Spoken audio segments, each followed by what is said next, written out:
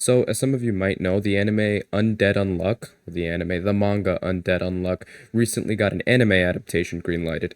And since I had like 30 hours or so of a trip to and from New York from Florida, I decided I'd just catch up on the manga because I watched some of the show with my friend and it was really good. So I was like, whatever, I'll just do the manga. By the by, throughout this video, I'm gonna go into real heavy manga spoilers for Undead Unluck. So, anime only people, I love you. Please subscribe. But, like, you probably don't want to watch this video. I'm going to do something that I recently found out that I do a lot, and that's compare this show to Naruto. Now, listen, I love Kishimoto. He's a genius. Just not when it comes to writing female leads. Listen, Sakura, as much as I love her, and as much as she got super competent in Shippuden compared to her counterpart in OG Naruto, she's still very much a side character to Naruto and Sasuke.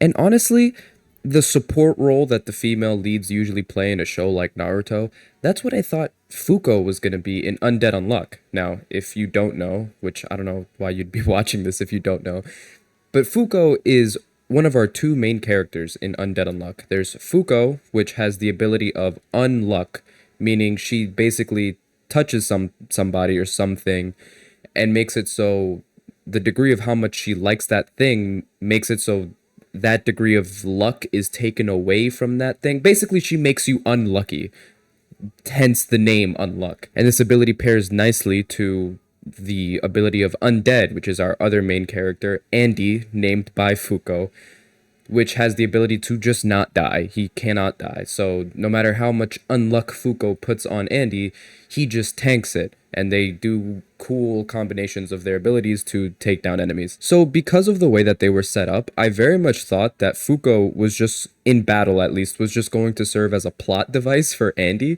Because Andy is a skilled fighter, but there's certain things he just cannot do. And every time he couldn't beat an enemy, Fuko would come in with her unluck and they'd find a way to beat the enemy. So I thought she was just going to be the plot device to defeat enemies that Andy can't defeat himself. And if I'm being completely honest, her being a battle plot device didn't really bother me because I was much more interested in Fuko's romance with Andy rather than her combat or ability or competence, really. But, like, the fact that the title of the video is what it is, you could pretty much deduce that I was really wrong about Fuko and her role as just a support character or just a plot device during battles. Now, this is where I get into, like, real heavy manga spoilers.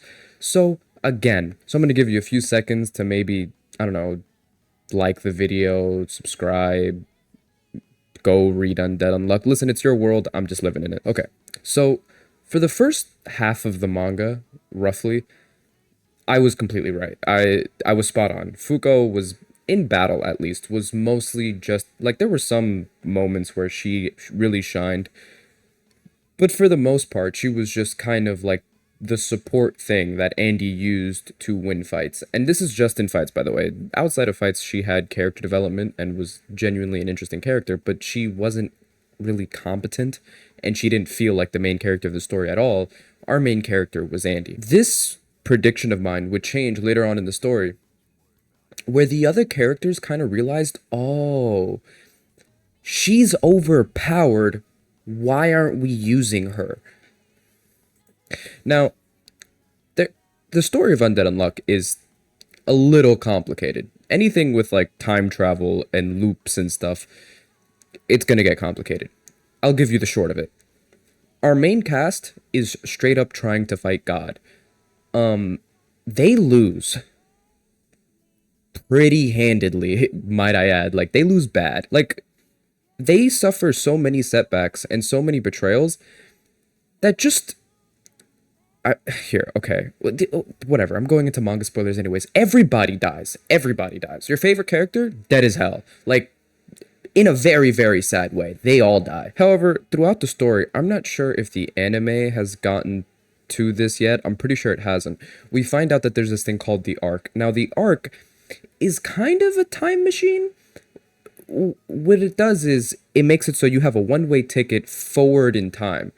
And what happens is that this god character, just destroys the earth constantly. Like, there's been about 100 loops, if I'm not mistaken.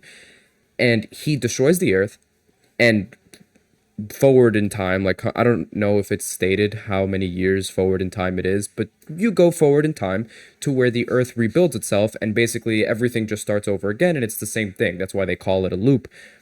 Problem: the arc only fits one person, and you need to be a part of the union because you need points that you get from clearing quests in order to ride the arc. So Huiz, I think that's how you say her name. Juiz? Is it Juiz or Huiz? I don't.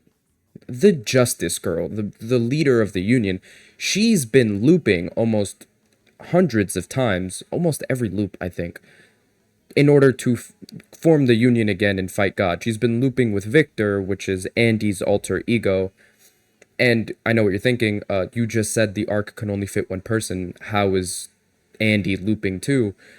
Andy just doesn't die. He just tanks the implosion of the world and then survives until Hui's loops again. So Andy has just straight up lived through all of the loops. Yeah, no, it's his life sucks. So because Andy just waits for the earth to go poof and waits for Hui's,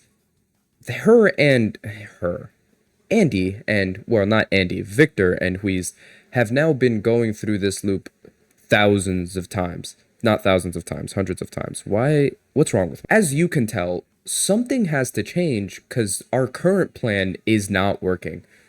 So what Huiz and Victor decide to do is to send Fuko instead of Huiz, and Huiz loops now. Huiz now does not live forever, I guess, but technically they come back. Listen, it's complicated. And Victor won't loop now, Andy will loop now, meaning Victor will let Andy have control of the body.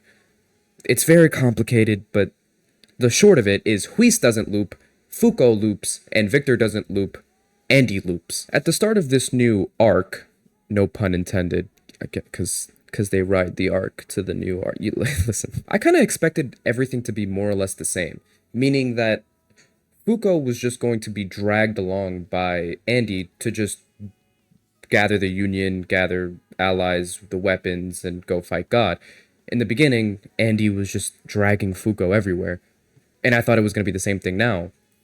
And I was immediately wrong, because the second the arc started, Andy wrote down on some tablet, like saying, hey man, we're splitting up. You go gather the Union members, I'm doing my own shit.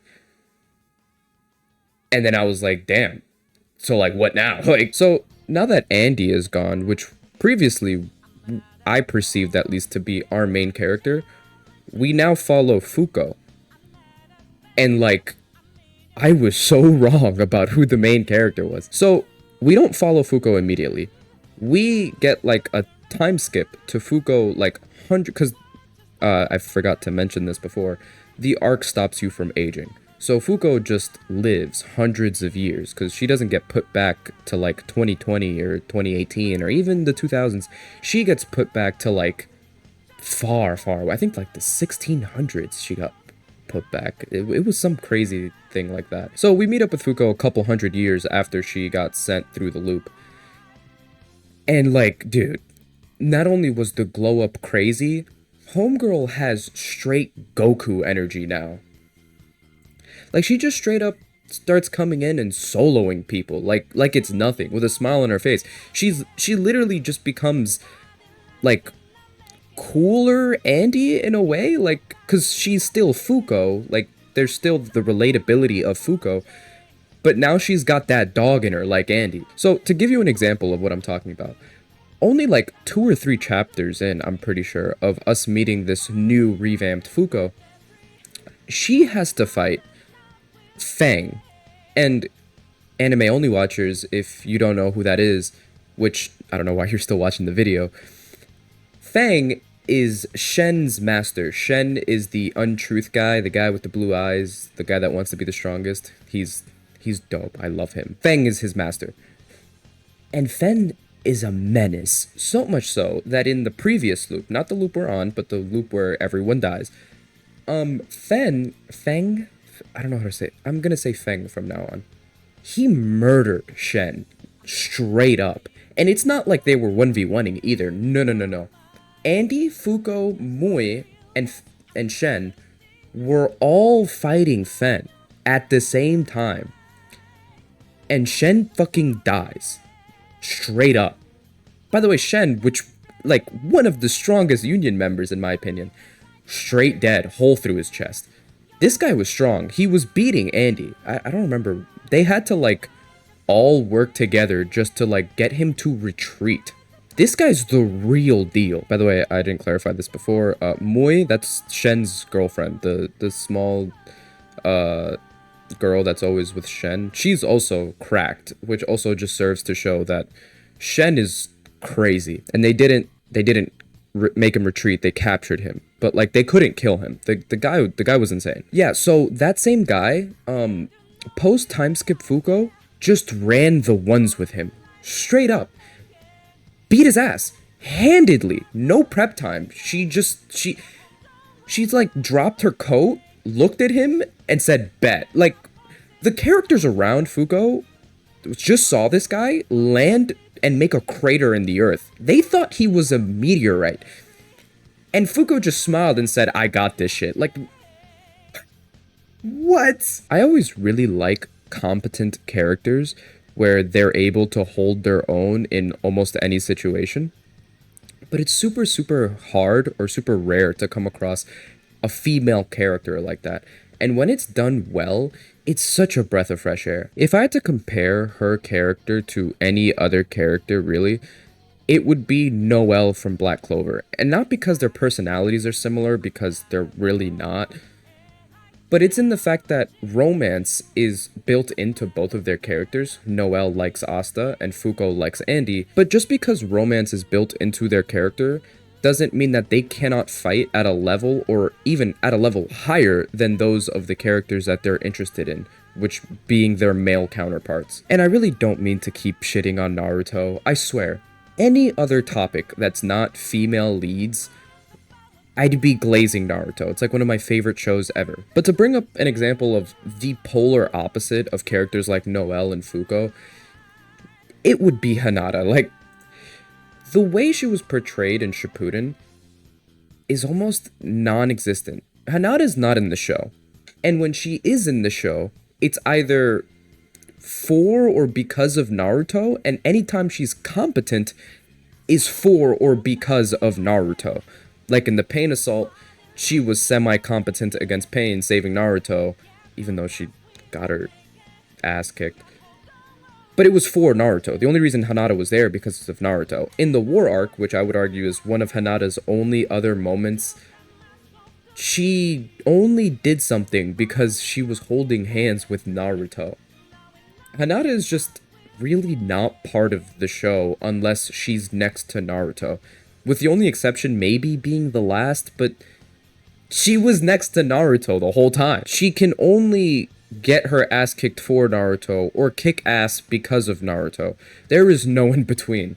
Hinata doesn't really go out on her own and do things.